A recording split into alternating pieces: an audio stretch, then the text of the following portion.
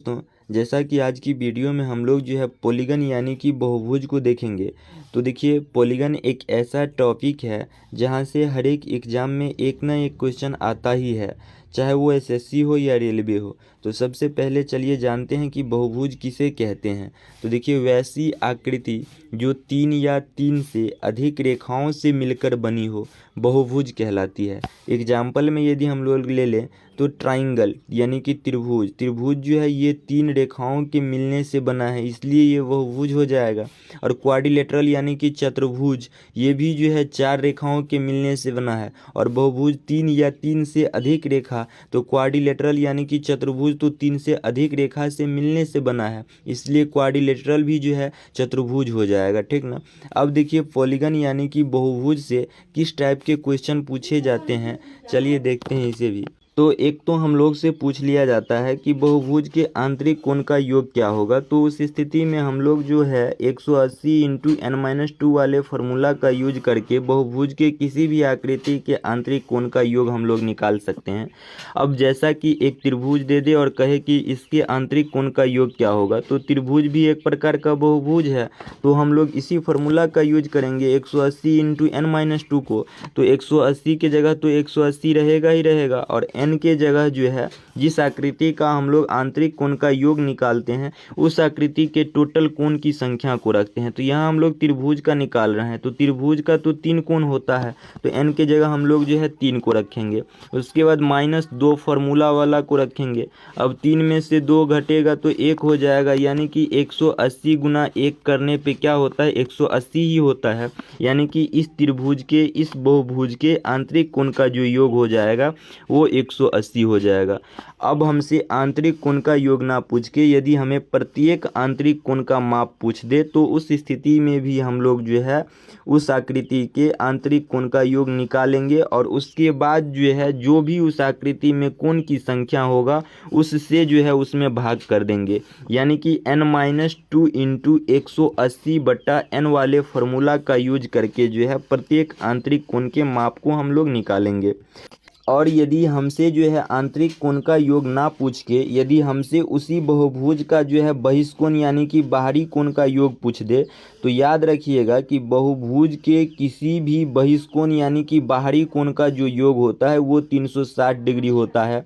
चाहे चतुर्भुज, आयत या त्रिभुज क्यों न हो, बहुभुज के किसी भी आकृति का जो योग होता है बाहरी कोण का वो 360 डिग्री होता है। और बाहरी कोण का योग ना पूछ के हमें प्रत्येक बाहरी कोण यानी प्रत्येक बहिष्कोण का माप यदि पूछ दे, तो जो बाहरी कोण का योग 360 डिग्री होता है उसमें हम लोग जो है टोटल कोण की संख्या से भाग कर देंगे, तो प्रत्येक बहिष्कोण का माप जो है हमें पता चल जाएगा। अब एक और फार्मूला हमें याद रखना है, जो है बहुभुज के विकर्ण की संख्या। तो बहुभुज के यदि विकर्ण की संख्या हमसे यदि पूछ दे, तो हम लोग जो है n इंटू n-3/2 वाले फार्मूला से उस आकृति के विकर्ण की संख्या को जो है हम लोग पता कर सकते हैं। ठीक ना।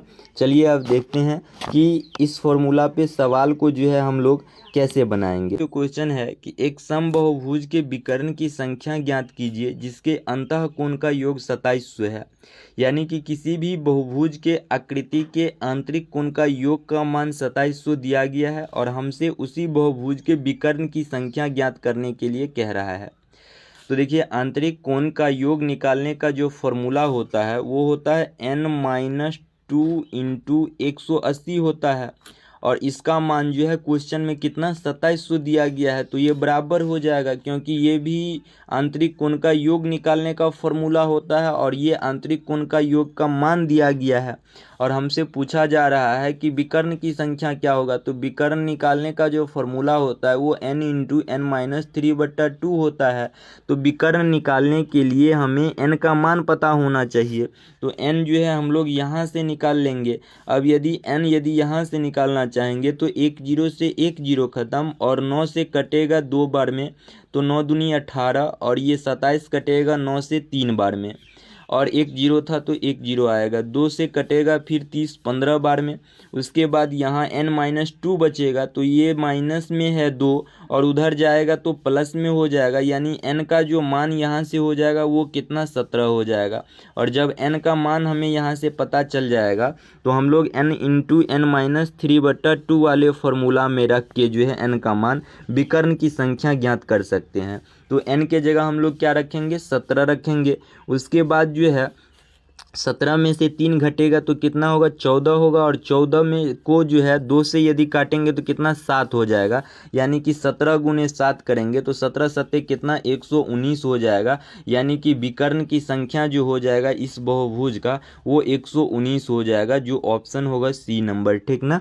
तो चलिए देखते हैं अगला क्वेश्चन है कि n भुजाओं वाले समबहुभुज के अंतः कोण तथा बाहरी कोण से अनुपात क्या है।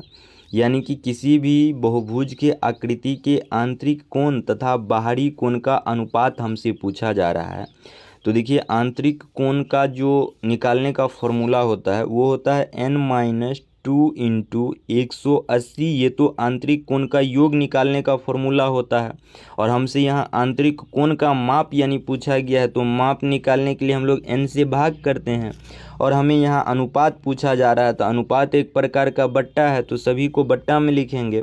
और बाहरी कोण का अनुपात पूछा जा रहा है, तो बाहरी कोण का तो योग 360 डिग्री होता है। और हमें बाहरी कोण का माप निकालना है, तो माप निकालने के लिए कोण से भाग करेंगे यानी n से भाग करेंगे, तो n से n कट जाएगा।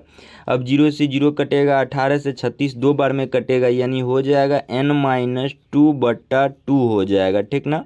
दोनों का अनुपात, आंतरिक कोण और बाहरी कोण का अनुपात, यानी ऑप्शन जो हो जाएगा वो क्या हो जाएगा, सी नंबर हो जाएगा।